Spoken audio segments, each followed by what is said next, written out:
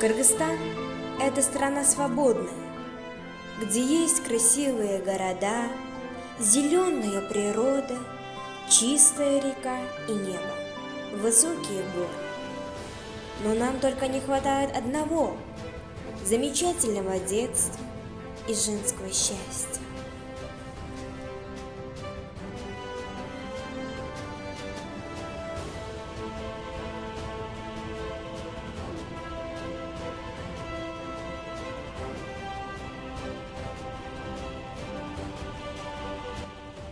Детство– это самое прекрасное и беззаботное время.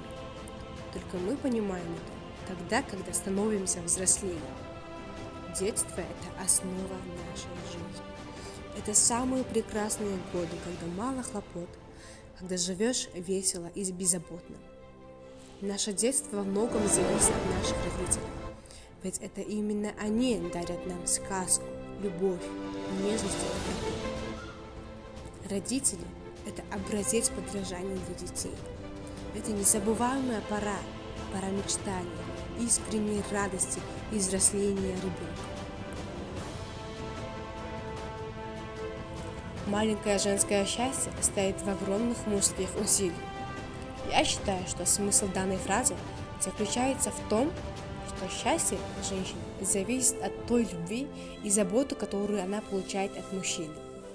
В жизни каждого из нас существует что-то, что приносит нам ощущение полного удовлетворения. Для женщины счастье может заключаться в детях, для другой – в прекрасной свадьбе, для третьей – в домашнем уюте. Все это зависит от мужских усилий. Во все времена девушки хотели бы получить внимание и